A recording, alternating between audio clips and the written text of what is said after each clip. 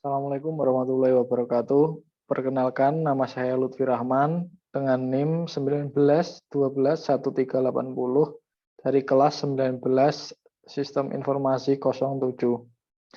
Di sini saya akan menjelaskan tentang nasionalisme di Indonesia.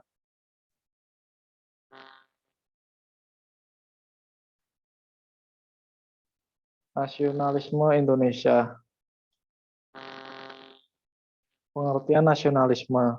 Dalam arti sempit, nasionalisme dapat diartikan sebagai perasaan kebangsaan atau cinta terhadap bangsanya yang sangat tinggi dan berlebihan sehingga memandang rendah terhadap bangsa lain.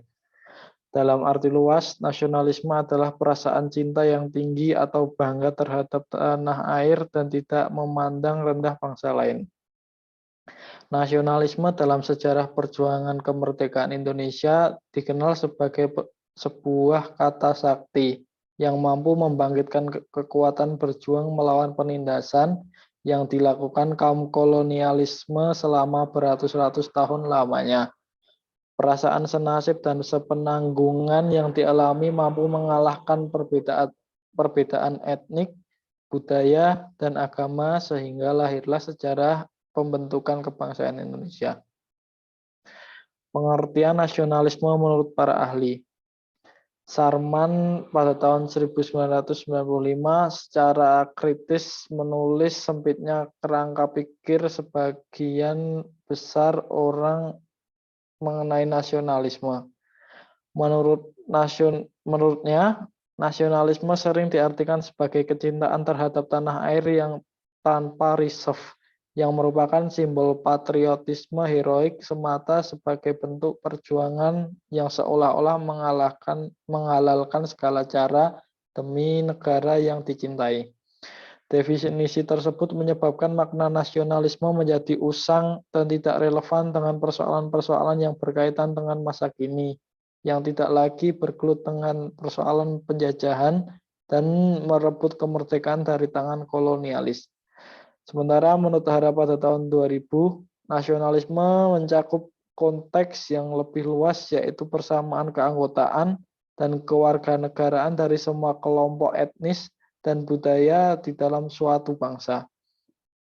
Dalam kerangka nasionalisme, juga diperlukan sebuah kebanggaan untuk menampilkan identitasnya sebagai suatu bangsa. Kebanggaan itu sendiri merupakan proses yang lahir karena dipelajari dan bukan warisan yang turun-temurun dari suatu generasi kepada generasi berikutnya. Sejarah nasionalisme di Indonesia.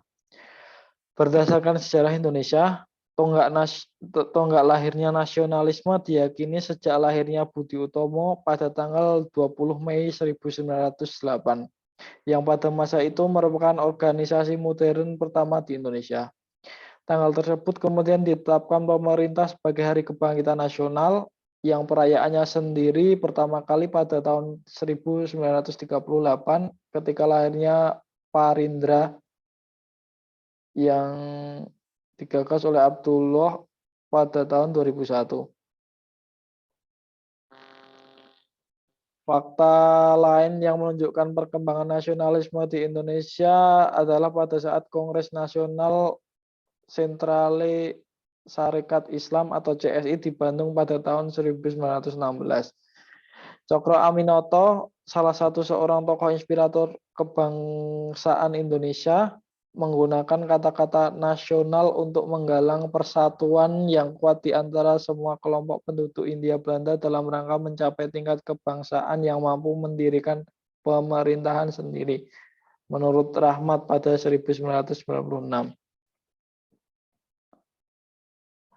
Sendi-sendi nasionalisme. Menurut Kohn pada 1984 menyatakan bahwa tidak ada faktor hakiki yang menentukan terbentuknya suatu bangsa. Hal terpenting terbentuknya sebuah bangsa adalah keinginan untuk hidup bersama. Sebagai wujud nasionalisme, seseorang harus bersedia menyerahkan kesetiaannya yang tinggi kepada negara kebangsaan Unsur pokok dari kebangsaan adalah menjunjung tinggi komitmen terhadap hak-hak dan kewajiban-kewajiban yang telah disetujui melalui proses politik yang demokratik. Molinari yang disebutkan dalam KON pada 1984 berpendapat bahwa faktor ekonomi merupakan hal utama terbentuknya bangsa karena negara dibentuk dengan tujuan untuk melindungi dan menjamin kenyamanan harta, benda, dan kontrak-kontrak ekonomis yang dilakukan warganya. Pembentukan bangsa mengisyaratkan adanya ekonomi nasional yang dibina secara sistematik oleh negara, yang dalam abad 19 disebut dengan proteksionisme. Nasionalisme Indonesia menurut Soekarno dalam Irwan pada tahun 2001 bukanlah jingo atau nasionalisme atau chauvinisme dan bukan pula suatu tiruan atau kopi dari nasionalisme barat. Nasionalisme adalah nasionalisme yang menerima rasa hidupnya sebagai wahyu. Nasionalisme sebagai suatu ideologi. Nasionalisme sebagai suatu ideologi memerlukan aktualisasi sesuai perubahan zaman dan tantangan yang dihadapi. Musuh nasionalisme tidak lagi terbatas pada imperialisme, kolonialisme, separatisme, atau ideologi-ideologi lain, namun meluas kepada hal-hal di luar itu, seperti kemiskinan, keterbelakangan, penindasan hak asasi, dan sebagainya, menurut Rahmat pada 1996. Hal ini mengacu pada esensi dasar dari nasionalisme yang mengutamakan kepentingan bersama di atas kepentingan pribadi dan golongan, yang mengisyaratkan suatu keadilan yang menyeluruh, yang harus mampu dirasakan semua anggota bangsa.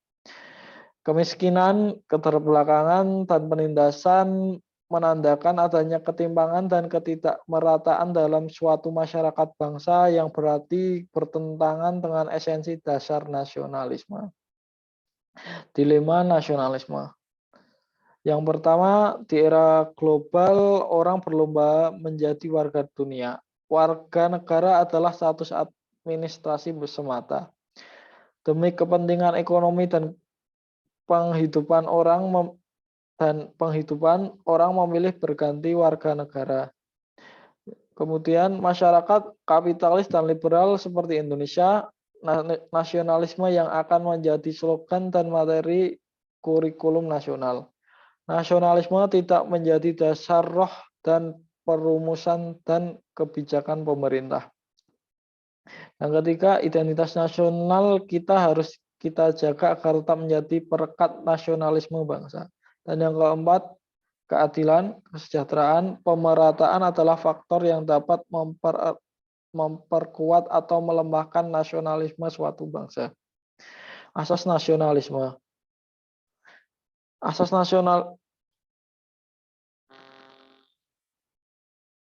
nasionalisme merupakan asas yang menekankan pada kewajiban pers untuk mendahulukan kepentingan nasional atau umum di atas kepentingan kelompok ataupun golongan tertentu. Hal ini bukan dimaksudkan untuk membatasi pers dalam mengkritisi pemerintah atau melakukan kontrol terhadap jalannya pemerintah ataupun dalam menyampaikan suatu fakta kebenaran, namun bagaimana pers mampu mengemas agar apa yang disampaikan oleh pers tidak memicu perpecahan yang mengancam persatuan dan kesatuan serta keselamatan negara. Hal yang harus diperhatikan dalam pelaksanaan asas nasionalisme. Yang pertama, memprioritaskan kepentingan umum mendahulukan kepentingan nasional. Yang kedua, pers bebas mengkritik pemerintah selama hal tersebut untuk kepentingan nasional. Yang ketiga, memperhatikan keselamatan bangsa. Yang keempat, memperhatikan unsur persatuan dan kesatuan. Yang kelima, mengabdi demi kepentingan bangsa dan negara. Dan yang terakhir, tidak menyampaikan suatu informasi yang mengandung provokasi. Fungsi psikologis nasionalisme. Menurut Kartodirjo pada 1993, identitas nasional, identitas sosial baru sebagai Bangsa Indonesia merupakan kesadaran kolektif yang dimaksudkan untuk menggantikan identitas negatif yang diberikan kolonialis.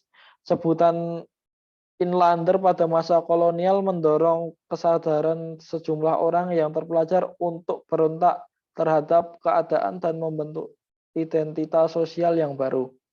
Tujuannya untuk menentukan kedudukan kelompok dalam sistem masyarakat, serta menyadari batas-batas kedudukan golongan lain terhadap kelompok tersebut. Pancasila sebagai Weltanschauung atau pandangan hidup bangsa Indonesia, maka wawasan kebangsaan Indonesia harus sejalan dengan kelima nilai yang terkandung dalam Pancasila. Landasan UUD 1945 juga memberikan batasan bahwa nasionalisme Indonesia bertentangan dengan segala bentuk penindasan oleh seorang manusia terhadap manusia lain, oleh suatu negara terhadap negara lain, dan oleh suatu bangsa terhadap bangsa lain. Hal ini disampaikan oleh Rahmat pada 1996.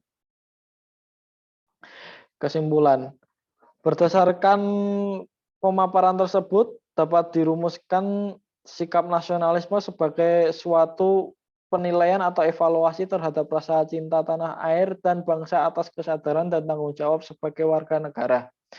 Implementasi dari sikap nasionalisme setidaknya diwujudkan melalui pemenuhan unsur-unsur nasionalisme, yaitu cinta terhadap tanah air dan bangsa, berpartisipasi dalam pembangunan, menegakkan hukum dan menjunjung keadilan sosial, memanfaatkan sumber daya sekaligus berorientasi pada masa depan, berprestasi, mandiri, dan bertanggung jawab dengan menghargai diri sendiri dan orang lain, serta siap berkompetisi dengan bangsa lain dan terlibat dalam kerjasama internasional.